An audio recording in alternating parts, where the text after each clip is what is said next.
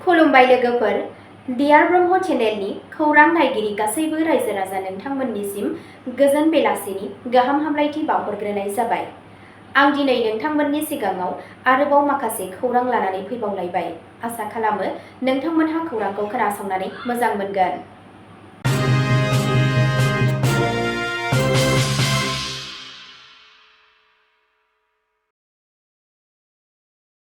दिनैनि गाहाय रादाबफोराव दङ गुलि गावग्लुंनायाव काजिरङा मैहुर खालामग्रानि जिउ खहा।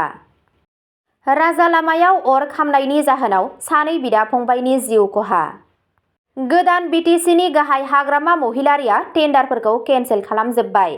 रां जाख्ल'नायनि थाखाय समायखिरा लाबाय। कार्बि गौथुमा दोरोङारि सि-जोमफोरनि थाखाय GI टेग नागिरदों। जैसलमेरनि साखाथियाव बासआव अर खामनायनि जाहोनाव 20 सुबुंनि जिउ खहा, 16 जोखोम। दानिया फैदो आबुं रादाबाव। गिबि खौराङावनो दङ गुलि गावग्लुंनायाव काजिरङा मैहुर खालामग्रानि जिउ खहा। बुधबारखालि फुंबिलियाव काजिरङा नेशनेल पार्क आरो टाइगार रिजार्भनि सिङाव हाग्रा होबथाग्राफोरजों गोख्रों गावलायनाय समाव सासे हाथियार गोनां मैहुर खालामग्राया जिउ गोमायो।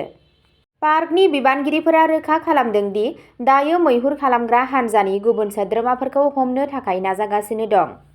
बे जाथाया बुराफान रेन्जनि माइटे टापु ओनसोलाव हरनि 2:50 रिंगासो समाव जायो। हाथियार लानानै मैहुर खालामग्राफोर थानायनि सोमोन्दै संगालि खौरांजों सांग्रां जानाय पेट्रलिं हान्जाफोरा मोनसे सोमोनांथाव सोरां नुदोंमोन आरो नायबिजिरनो थांदोंमोन।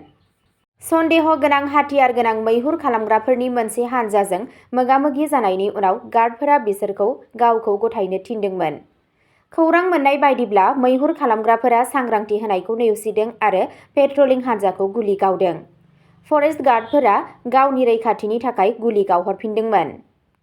जेब्ला रौनिया हान्जाफोरा फैयो आरो जायगाखौ नागिरो, अब्ला सासे मैहुर खालामग्राखौ थैनाय मोनो। पेट्रलिं हान्जाया जायगानि गंसे सन्देह गोनां 303 राइफल आरो गंसे हेन्डबेगबो मोननो हादों। पार्क सामलाय आफादा रोखा खालामो दि अपारेसन आरो ओंखारनायनि लामाफोरखौ होबथानायनि सिगां गासैबो आयेन बेरेखा मैहुर खालामग्रा बादाफोरखौ मिथिहोनाय जादों। पार्क खुंथायआ दासान्दि मैहुर खालामनो नाजानाय आद्रा थानाय सुबुंफोरखौ हमनो थाखाय गोबां नागिरनायनि हाबाफारि लागासिनो दं। नैथि खौराङाव दङ राजा लामायाव अर खामनायनि जाहोनाव सानै बिदा-फंबायनि जिउ खहा। मंगलबारनि मोनायाव जागिरदनि साखाथियाव थानाय 27 नं माहारियारि राजा लामायाव गारिया जाब्रबथाय जानानै अर खामनायनि जाहोनाव सानै बिदा-फंबायनि जिउ खहा जायो। थैनाय सुबुंफोरखौ बरपेटा जिल्लानि नालिगावनि थागिरि रहिज उद्दिन आरो शफिकुल इस्लाम होनना सिनायथि मोननाय जादों। बे जाथाया अब्ला जायो जेब्ला बिथांमोनहा गावसोरनि मेक्स पिकआप भेनजों बरपेटानिफ्राय सिलचरसिम मैगं लांगासिनो दंमोन। कन्ट्रल खोमानानै मुखुब राजा लामायाव डिभाइडारजों सौग्रावो।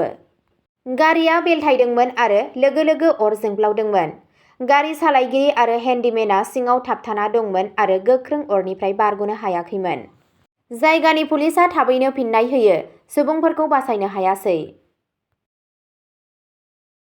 थामथि खौराङाव दङ गोदान बिटिसिनि गाहाय हाग्रामा महिलारिया टेन्डारफोरखौ केन्सेल खालामजोब्बाय। रां जाख्ल'नायनि थाखाय समायखिरा लाबाय। गोदान बड'लेण्ड टेरिटरियेल काउन्सिल बिटिसिनि गाहाय हाग्रामा महिलारिया मावख'आरि वार्क अर्डार गैयै गं 40 बिफानफोराव गासैबो टेन्डार मावफारिफोरखौ बोखारनायनि फोसावनायजों लोगोसे रां जाख्ल'नायनि हेंथायै थाबैनो राहा लादों। गिबि मावफुं आफादनि जथुमानि उनाव बाहागो लानानै गाहाय बिथाङा बावैसो जानाय सार्भेफोरखौ मख'नानै बुङो दि जेराव आफादाव गोबां जेंना आरो बेले-बेजे जानायखौ नुनो मोननाय जादों। गाहाय थिरांथाफोरा जादों टेन्डार बोखारनाय, वार्क अर्डार गैयालासे गं 40 बिफानफोराव गासैबो टेन्डार खान्थिफोरखौ केन्सेल खालामनाय जाबाय। मुलाम्फाफोरखौ नायफामनाय, अनसुंथाइ मुलाम्फा मोनग्राफोरनि सिगांनि फारिलाइखौ बोखारनाय जाबाय आरो बेखौ थि खालामनो थाखाय मोनसे गोदान फोरमान खालामनाय खान्थिया जागायगोन दि मोनथावना सुबुंफोराल' हेफाजाब मोनगोन। साख्रिनि नायबिजिरनाय, गौथुमा सिगांनि सोरखारनि सिङाव हाग्रा बिफान आरो गामि गौथुम जौगाखां कमिटि (VCDC) आव थिसनजानाय गासैबो थिसनथायफोरखौबो नायफामगोन।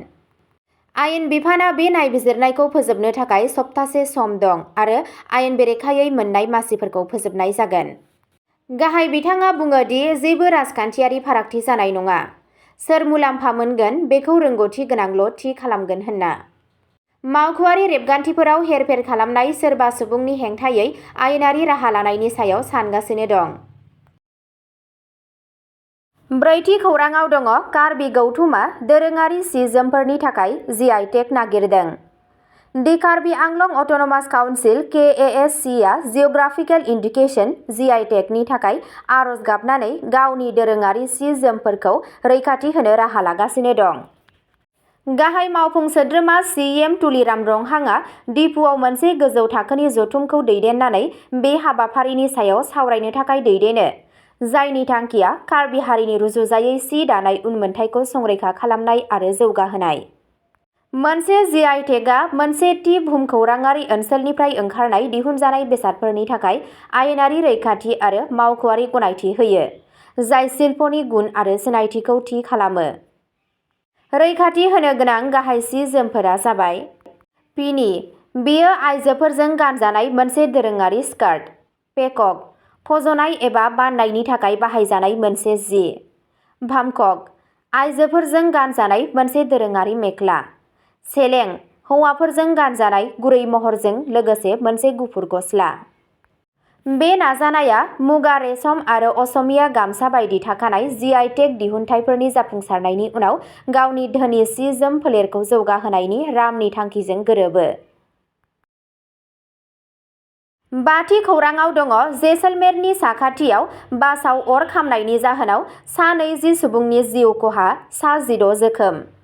मंगलबारनि फुंआव जैसलमेरनिफ्राय जधपुरसिम थांनाय गंसे गावारि बासआ जैसलमेरनि 20 किल'मिटार गोजानाव थानाय वार मिउजियामनि साखाथियाव अर खामनायनि जाहोनाव खमैबो 20 दावबायारिफोरा जिउ खोमायो आरो सा 16 सुबुंफोरा गोब्राबै जोखोम जायो। मावख'आरिफोरा फोरमायनाय बायदिब्ला बे अरआ बासनि उननि बाहागोआव जागायदोंमोन, जायनि जाहोनाव गोबां दावबायारिफोरा सिङाव थाबथादों। गारिआ गावनि सरासनस्रा समनि बाहागोमोन जेब्ला बियो हरखाबै अर जोंब्लावदोंमोन। बिबानगिरिफोरा सन्देह खालामदों दि सर्ट सार्किटनि जाहोनाव अर खामनायनि जाहोन जानो हागौ, नाथाय गुबै जाहोनखौ दासिमबो नायबिजिरनाया सोलिगासिनो दं। अर खोमोरग्रा सिबिथाइ सौफैनायनि सिगां खाथियाव थानाय रौनिया हान्जानि जवानफोरा थाबैनो रैखाथि हाबाफारि जागायदों। जोखोम जानाय सुबुंफोरखौ गिबियाव आर्मी देहा फाहामसालियाव लांनाय जायो, उनाव जैसलमेरनि जवाहर हस्पिटालाव लांनाय जायो। गोब्राब हालोदाव थानाय सा 16 दावबायारिफोरखौ गोजौ थाखोनि फाहामथायनि थाखाय जधपुरसिम दैथायहरनाय जादों। सावनाय बासखौ नायबिजिरनो थाखाय जधपुरनिफ्राय फरेनसिक हान्जाखौ लिंहरनाय जादों। अरनि गोख्रों खामनायनि थाखाय गोथै सह'खौ बोखांनो हानायाव गोबाव जादों। जिल्ला बेंगिरि प्रताप सिंहआ बुङो दि गासैबो इमारजेन्सि सिबिथाइफोरखौ थाबैनो थियारि खालामनाय जादों आरो भुगिनांनाय नखरफोरखौ हेफाजाब होनो थाखाय कन्ट्रल खथा फसंनाय जादों। एसिस्टेन्ट अर खोमोरग्रा अफिसार कृष्णपाल सिंह राठौरआ फोरमायनाय बादिब्ला जेब्ला अर खोमोरग्रा गारिफोरा जाथाय जायगायाव सौहैयो अब्ला बासआ आबुङै अर जोंब्लावजोबनायमोन। CM बिथाङा मावख'गिरिफोरखौ जोखोम जानाय सुबुंफोरनि थाखाय मोजां फाहामथाय आरो खहा जानांनाय नखरफोरखौ हेफाजाब होनो बिथोन होयो। अब्ला दिनैनि खौरांआ एसेनोसै।